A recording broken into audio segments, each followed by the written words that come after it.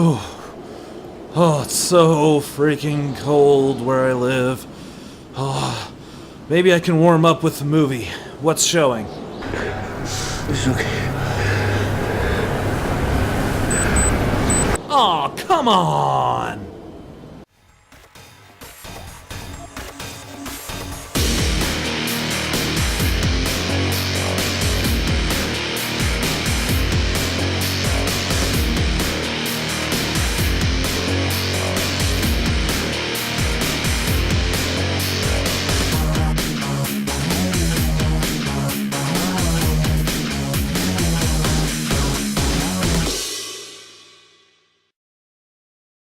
Hey everybody, Sexy Matt the Pharaoh Wizard here, talking once again another independent movie.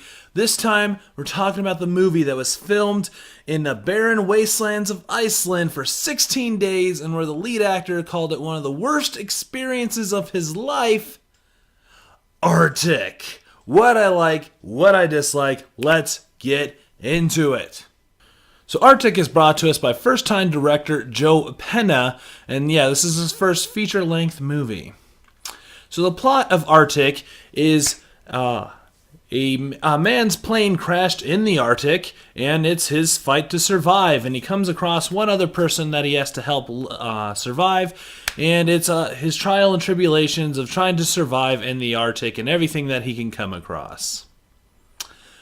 So basically, it is a realistic version of The Martian. Without too many spoilers, that's the general plot of Arctic. So let's talk about the characters.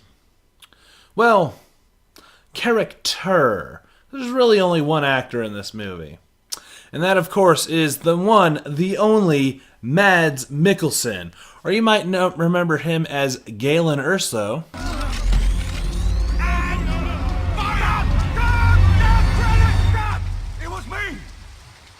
Me.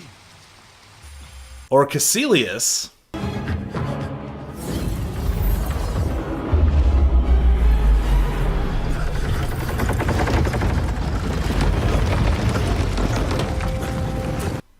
Maybe Hannibal. Convince yourself the lion is not in the room. When it is, I assure you, you will know. Or Le Chouf.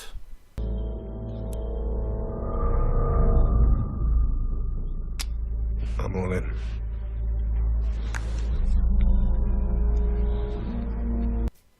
Or, of course, his award-winning, career-defining, amazing role that everyone remembers, Roquefort from Three Musketeers.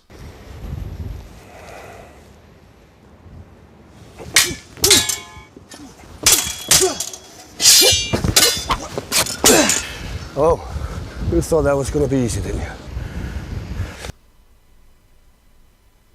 you? Anybody remember that one? No? No. All right. So yeah, Mads Mikkelsen plays the main character in this, who does have a name according to IMDb, but he's never referred to at all in this because he is basically completely by himself throughout the entirety of this movie. So this movie completely hinges on Mads Mikkelsen delivering a performance. And he does it. He kills it in this movie. This is definitely his best role. Everything he pulls across, everything he does in this movie is amazing. He really pulls it across. And yeah, this movie, like The Martian, had to have been handled by Matt Damon. This one had to be handled by Mads Mikkelsen, and he does it. He kills it, and I love it. He just does a fantastic job with very little to work with. Which I'll get to in a little bit, but with very little to work with, he pulls across so much, and it's done so well. He is just fantastic in this movie. Well done, Mads Mikkelsen. Definitely his best role that I've ever seen him in. And yeah, that's it. I wasn't joking. There's one character in this movie. There is one other girl who is shown in IMDb as young woman that he saves from a helicopter crash. And she doesn't do anything. Her job is to be unconscious for the entirety of the movie. I don't think she really has any real lines, so there's not a lot I can talk about with her. So this movie is basically just Mads Mikkelsen. So what did Arctic do well? Well, the first thing is the cinematography in this movie is beautiful. It's these big, long, sweeping landscapes of the Arctic, and like to the where I actually had to look it up because I was really curious where they really filmed this. I thought they really filmed it in the Arctic. But yeah, it's these big, long, snowy, landscapes, and it's just showing off how, empty and barren and cold and unforgiving this area is, and it comes off so well, and you just feel the chill in this movie, and it's just shown off so well. It's just beautifully shot and amazing that way. Now, I kind of hinted at before that Mads had very little to work with, and what I meant by that is there is almost little to no dialogue in this movie. I swear the script to this movie is like 2 pages.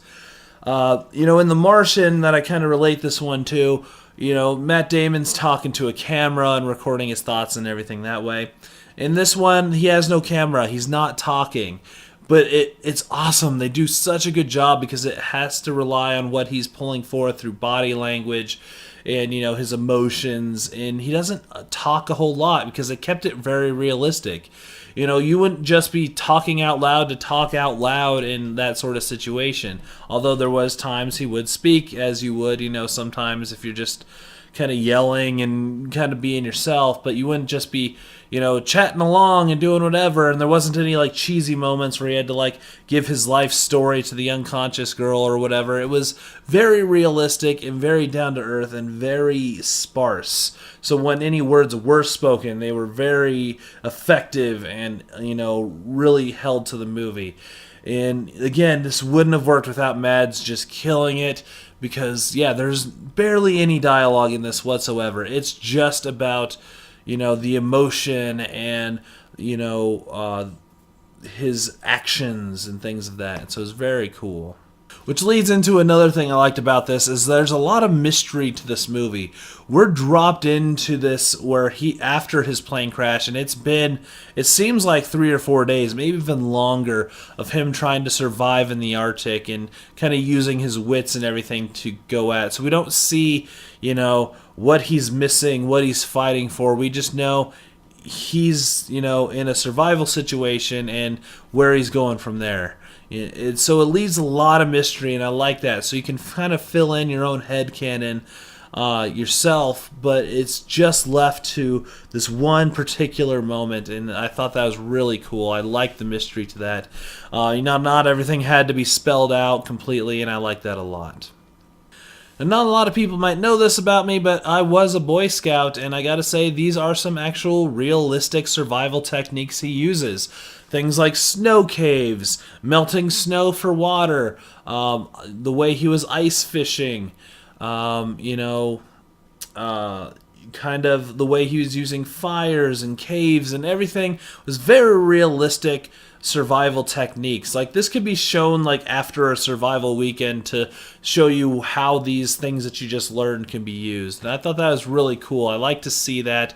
Compared to something like Castaway, Tom Hanks, didn't have survival skills, so all the drama was from how is he going to survive. He doesn't know what he's doing. He's kind of grasping at straws and doing what he can. This one, he knows how to survive, and I like that because it kind of shows, like, even if you do everything right and you're doing the best you can, nature can still kick you in the dick, and I like that a lot. It's, shows you, again, you can do everything right, but still be in trouble, and it's very cool and very interesting for survival that way. When you're in a survival situation, even if you do everything right, some things might not pan out, and that was very cool. I like that a lot. But no movie is perfect. Where does Arctic fall short? Well, one of the things he has to survive is godless killing machines. Bears. The number one threat is bears. Yeah, if you want to see why I don't like bears, there's a little link that's going to pop up here. But yeah, it's centered a lot around bears. It wasn't quite like Liam Neeson's wolf fight, but bears were a continuous issue for him, and I don't like bears. But really, the main issue I had with this is he comes across a helicopter crash and saves a woman from it, and it's up to him to kind of help her survive as well. And I mentioned before, she's basically unconscious through the entirety of the movie. And this movie takes place over, it seems like a week, or at least 3-4 days. And she just never seems to get better. She is just constantly knocked out. Now, I'm not a doctor, but I feel like after a couple days, she might start coming to, being able to help, doing a little bit more, but she's just unconscious the entire time. Now, it may be a metaphor for something that I'm totally missing, and I fail as a film critic to notice that, but yeah, I felt like, if they're going for the realistic thing, which they really were, I thought maybe she should be, starting to come to and healing a bit more after a couple days. I mean, I could be totally wrong. I don't know anything about concussions or what was going on, so I don't know. But really, that was my only complaint about this. So here's usually where I do my spoilers, but there's not a lot to even say spoiler-wise. There is a really good ending to this, but without just saying what the ending is, I don't have a whole lot to say about it. So let's just move right to the wrap-up. So it should come to no surprise to anyone, I freaking loved this movie. I thought I had a really good time with it. I like the idea of a movie with very little to no dialogue in it. I thought it was very cool to see. I love the survival aspect. Again, Mads Mikkelsen freaking kills it in this movie with some amazing cinematography thrown in as well. I just really enjoyed this movie, and I think it's my favorite movie that I've seen in 2019 so far.